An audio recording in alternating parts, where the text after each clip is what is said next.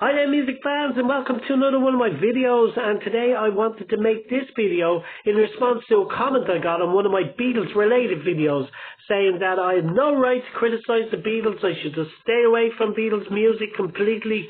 I'm a Cliff Richard and the Shadows fan. Just stick to criticising Cliff, criticising the Shadows, and just stay away from the Beatles altogether. Absolutely ridiculous. I'm entitled to have a say over anything I bloody well want. And Beatles, diehard Beatles fans don't own the Beatles music, as I'm a diehard Cliff and the Shadows fans. I don't own their music. Anybody can listen to any types of music they want to, and just because I like Cliff and the Shadows doesn't mean I can't listen to the Beatles. I absolutely love the Beatles, and I absolutely love Cliff and the Shadows. So I wanted to make this video in response. It kind of inspired me to make this video because there have been a few overlaps and connections over the years that I'm not sure whether everybody is aware of. So I think everybody's aware of the first one I have, which is Cliff's first single, Move It, 1958. And John Lennon famously said, the clip of him saying it is actually in the Beatles anthology, that outside America there was nothing worth listening to until Cliff Richard's Move It, 1958. So that's fantastic that he gave Cliff a shout out there. And I was only recently watching on YouTube an interview with George Harrison. And it's on the Jonathan Ross show. It's on YouTube. And about 2 minutes into the interview, he said he just wanted to, at the start of their career, they just wanted to make a record to give Cliff and the Shadows a run for their money. And so that's another one. They just wanted to be as big as Cliff and the Shadows at the start. So another shout out to them. And right at the start, one of the first ever records they recorded, I think it was written by Lennon and Harrison. And it was an instrumental called Cry for a Shadow. And it was in response because the Shadows were having number ones all over the place with instrumentals. So when they recorded this instrumental, they called it Cry for a Shadow as a tribute to the Shadows. Absolutely fantastic. And not long after that, actually, Brian Epstein signed the Beatles, and one of the first thing he did was he brought them to see the Shadows live in concert, and he had them watch everything they did on stage up to the time they bowed, how they introduced songs, how they followed songs, how they moved on stage, and in particular the fact that they all wore suits.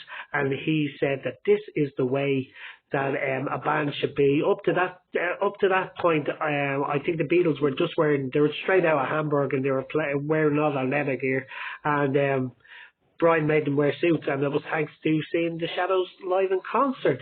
Now, and then probably shortly after that, the Beatles made it really big. They had a couple of singles out, Love Me Do, Please Please Me went to number one, and Bruce Welch invited them over to his house for a party after a gig once, and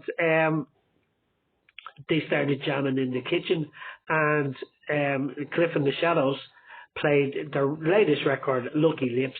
John Lennon made a comment to say, please hold out releasing it until we have a chance for their latest recording. And they played for the very first time From Me to You. So Cliff and the Shadows got a kind of preview of that before the rest of the world, From Me to You. So that's absolutely fantastic as well, that they were buddies all partying together. Anyway, a few years later, they're in Abbey Road. Both bands are in Abbey Road. The Shadows had just recorded a vocal track called Don't Make My Baby Blue, which George Harrison thought was absolutely fantastic. And he told Hank Marvin that this is the way you should just drop all the instrumentals and just concentrate on vocal tracks. The Shadows didn't really do that anyway, but it's fantastic that he said that anyway. Now, the next little story I have is it comes from a story it was actually in Paul McCartney's book, which I've only recently read. Well, in the last couple of years. It took me about a year to read it because of this tick. But I read the whole book, and there's a section where he's talking about how he dreamed the melody to Yesterday, one of the greatest songs ever written, in my opinion. Absolutely love it. It's definitely my top 10 favorite songs of all time. And He had the melody, but he didn't have words, so he just kind of wrote some rough words. And as legend goes, he called it scrambled eggs. It's pretty much everybody knows. But during this time, it was the height of Beatlemania, and Bruce Welch was talking to Paul McCartney once in the studio and suggested that if Paul wanted to get away with his girlfriend Jane Asher, just get away from the madness, he has an apartment in Portugal, and he was heading over there himself, and he said that Jane and Jane and Paul could join him anytime they wanted. So Paul took him up on the offer and flew to Portugal to meet Bruce. But from the airport to the apartment, he actually wrote the words to Yesterday. And first thing he did when he got to Bruce's apartment was ask Bruce for a guitar, sat down, and for the very first time played Yesterday, one of the greatest songs ever written, in my opinion, as I said. And Bruce Welch and Jane Asher were the first ones to ever hear it in the whole world. So that's absolutely amazing. And not long after that, Paul played Bruce.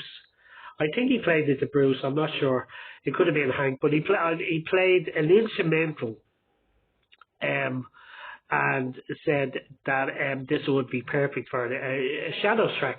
And yet they agreed. Absolutely beautiful. But Paul said, just hold out. I just want to finish, put a few little touches onto it. I'll put it on a tape and I'll send it to you. Never happened. He never sent the tape. And about a year later, the Revolver album was released. Absolutely one of the greatest albums ever released in rock history. And on that was a beautiful track called Here, There and Everywhere. And that was the beautiful melody that Paul played for, it could have been, I think it was Bruce Welch, as a Shadows track, but it never happened. Hank Marvin did actually finally record it many years later on a fantastic solo album called Guitar Man, beautiful version. But it would have been fantastic for the Shadows to record that one. Anyway, where are we now? We're on to the 70s, and the late 70s, Paul McCartney had well left the Beatles, and he was with a new band called Wings, and they were just about to break up. But one of their last albums was called Back to the Egg. And on that album, he had a big orchestra, kind of orchestra of guitarists and rock musicians, and it was being called Rockestra. And he wanted people like Brian May and Dave Gilmour and Pete Townsend to all play on this Rockestra. So Hank Marvin appeared on that album. He appeared on that track along with another track. So if you want to check that out there on Spotify as well, Hank plays 2 tracks on Back to the Egg with Wings.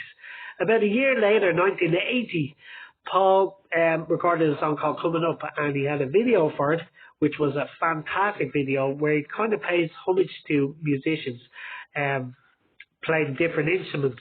And on keyboards, like he had the keyboard players of Sparks, and he had he wanted the guitarist, and the first one he could think of was Hank Marvin. So he dressed up and got the red Strat and performed as Hank Marvin in that video.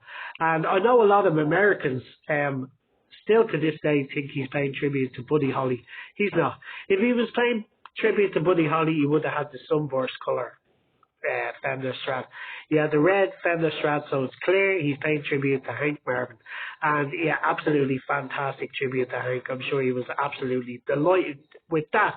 So right through the years, I mean, Cliff and the Shadows have paid tribute to the Beatles. They've loved their music, and Cliff recorded quite a few songs. He recorded Things to Said Today, Saw Her Standing There, I'll Be Back. Many of their tracks. He sang live. He sang "Love Me Do" a couple of tours ago in concert. He sang "She Loves You," "Get Back" over the years. Just Cliff absolutely loves the Beatles, and so did the Shadows. The Shadows recorded some amount of Beatles tracks as well.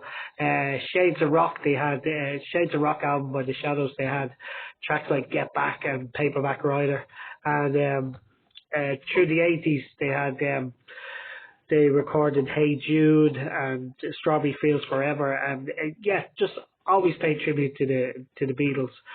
So I think it's clear that the Beatles are considered a much bigger band than Cliff and the Shadows. I agree with that. They are a much bigger band, but just because you like the Beatles doesn't mean you can't love Cliff and the Shadows as well, which I do. I like both bands. Absolutely love both bands right through the years. So this video was it's just a bit of fun, and it's just in response to that ludicrous comment I got on one of my Beatles related videos, and I hope it was a little bit interesting. Please don't forget to subscribe to this channel to get more of my videos, and if you have any comments, leave them in the section below. If not, thank you and bye.